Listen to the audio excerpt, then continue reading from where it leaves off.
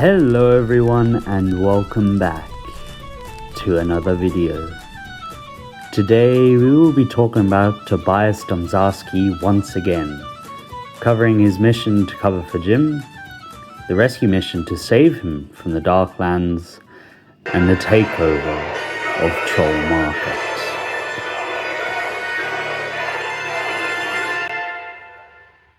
Before we begin, remember to like, comment and subscribe. We are so close to reaching 600 subs and the year hasn't even started yet. That's how crazy this is. So, with that out of the way, let's just dive right into it. We pick right back up after Jim decided to go into the Darklands alone. Jim had done this due to the overwhelming guilt of Og's death during the Battle of Troll Market. This left the team heavily demoralized in the days to come, as they had no way of opening the portal and helping Jim. This understandably led them, including Toby, to go home, until they received a message that Jim's mother had made a full recovery from Angor's attack days prior. Bringing them out of their depression, they decide to focus their efforts on helping Barbara and covering for Jim. The main way they do this is by using a special troll item called a glamour mask, which allows an individual to pose as another person, not too dissimilar from changeling magic. But of course, Toby breaks it. Thus, they traveled to an undersea volcano in order to find a deep-sea troll called a kelpstrom.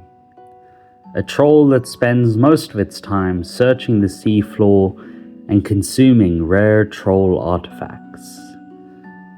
How does it just randomly do this very specific thing? I don't know, maybe someone dumps rare artifacts in the oceans for laughs. Regardless, they intend to enter inside the creature in hopes of finding another glamour mask. So, like Gatto's Keep, but underwater. Inside the creature, they briefly face off against volcanic trolls before eventually finding another glamour mask and making their escape through the blowhole. With a new glamour mask, Toby takes up responsibility for covering for Jim in his home life, while Claire deals with his troll hunter duties. During this, Toby begins to feel bad for basically stealing Jim's identity and, as a form of recompense, begins using a fetch, a small troll portal, to send candy bars into the Darklands for Jim to possibly collect.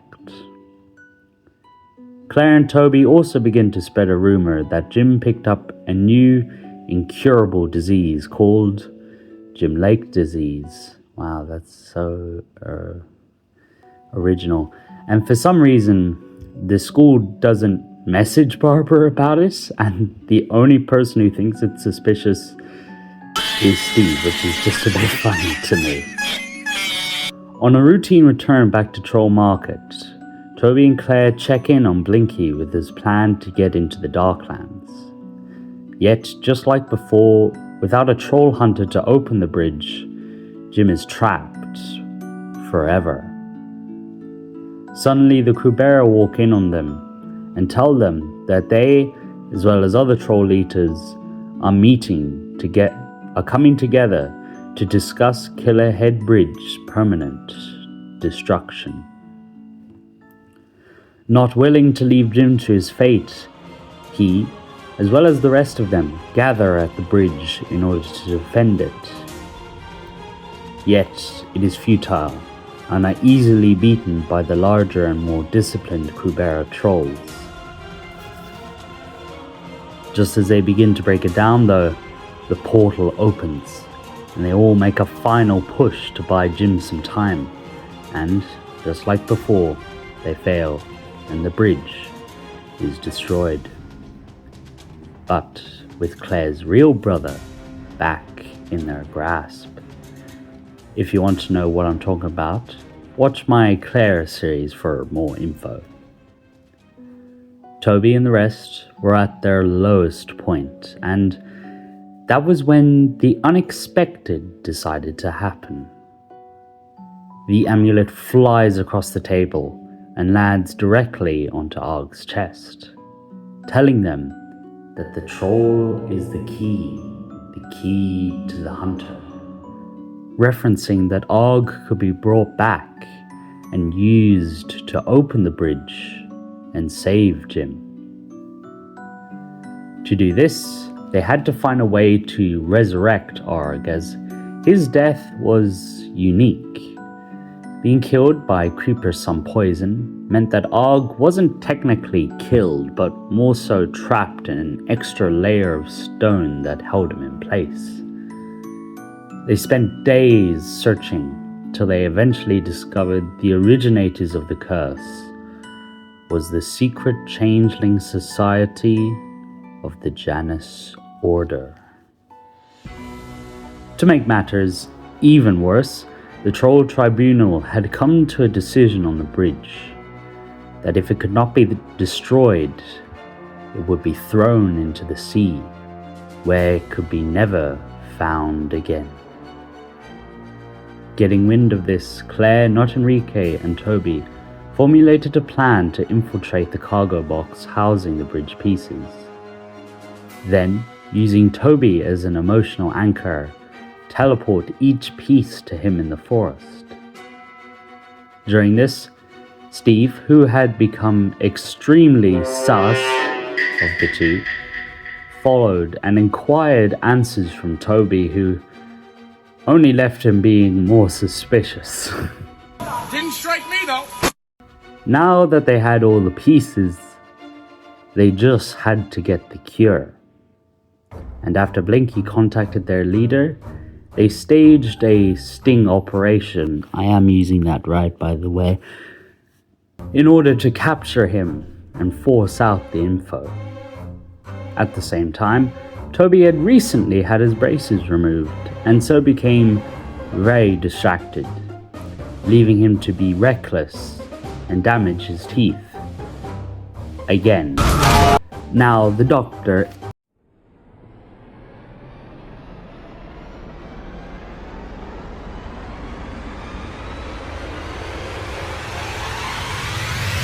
ever looking out for his patients, decides to equip some heavy gear to Toby's face in order to ensure his teeth end up nice and new, which means he looks like a freak. However, something strange seems to happen after the headgear is put on. Suddenly, he begins to receive broadcast messages from the air around him. How does this headgear do this? Is his doctor working for the CIA? Maybe. Using this headgear, the group are able to intercept and find the Janus Order's secret base in Arcadia, finding a massive facility filled with changeling operatives and, more importantly, the head honcho, Otto. Claire and Toby attempt to infiltrate the base but get quickly caught and strapped down for investigation. Otto comes to speak with them, revealing that he knew why they were there and that if they wanted his help, they would have to trade the Heartstone to him for the cure. More specifically, Vendel's staff.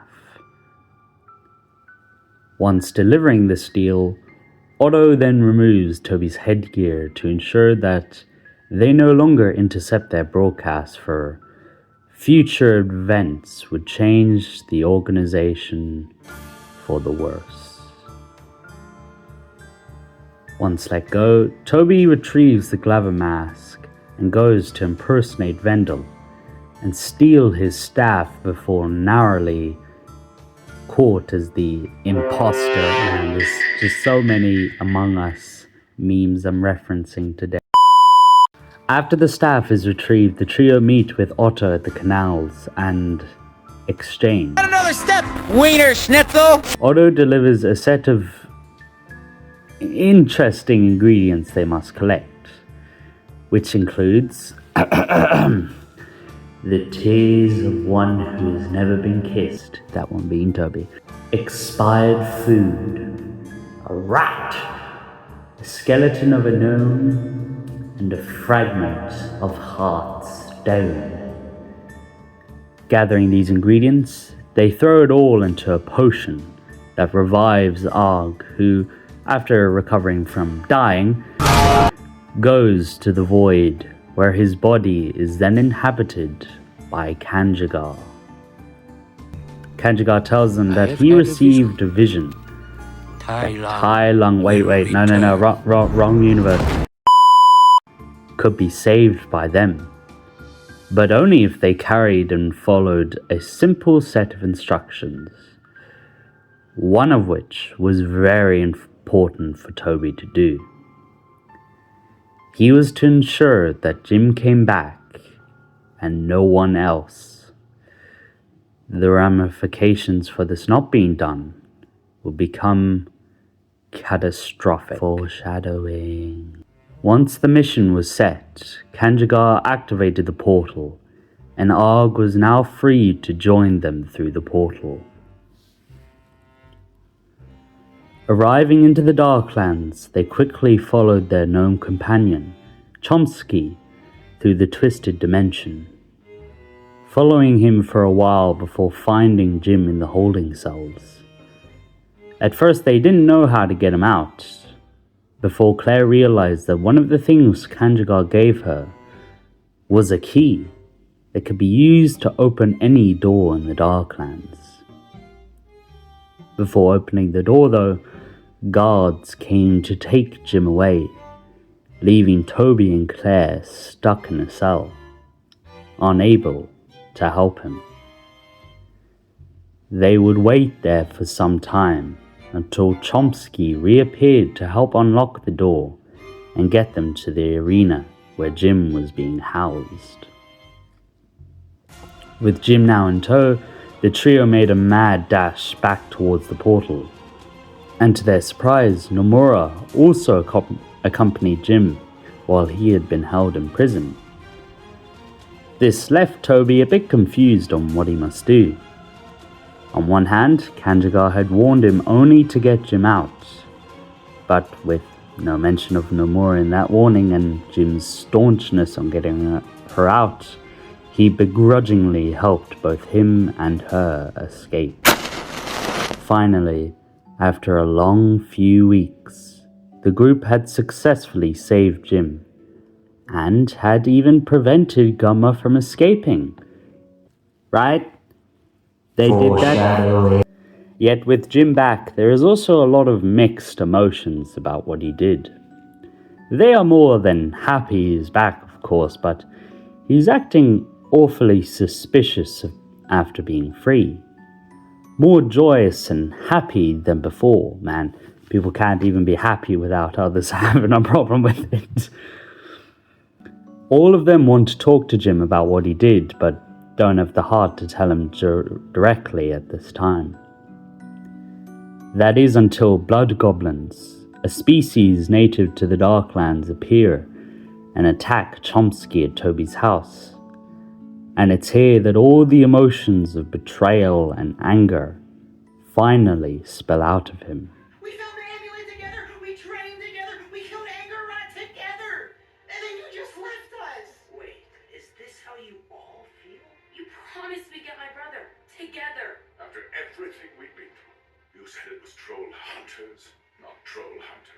The Darklands was a failure. I went in alone so you wouldn't have to, but classic Jim, you guys have to rescue me anyway. Some hero I am. The amulet made you a Trollhunter. You made yourself a hero.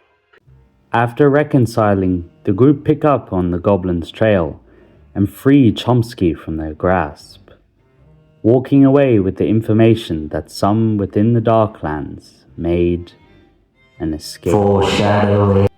Back at school, the group and their class are given an assignment to pair into groups and look after a bag of flour.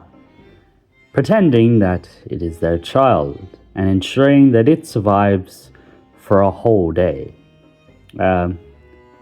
Pretty weird, but alright. I mean, it's a bag of flour. Nothing bad can happen. Foreshadowing. I mean, it's a bag of flour. Nothing bad could ever happen to that. For this exercise, Toby and his love interest Darcy are paired in a team and together care for the sack of flour. Toby expresses that this is his favorite assignment he's ever received. Of course, it'd be the one with food in it. Oh my gosh. No, but in seriousness, it is because it reminds him of himself. And it's... oh my god. And his parents before they were lost at sea. On their way back home, however, they come across a strange sludge monster that targets Toby's backpack, which in itself held a number of different rocks that included Bulah's thumb. Later, Blinky will confirm that the creature was a gruesome, a troll scavenger that devoured the bodies of trolls after their death, signaling that a great battle was close at hand. Not worrying about that implausibility, they instead focus on dealing with the gruesome at hand. Seeing that the poster Toby had of a rock in a museum reminded him of a troll's arm, they presumed that the beast would go to the museum and harm any that would get in its way of its meal.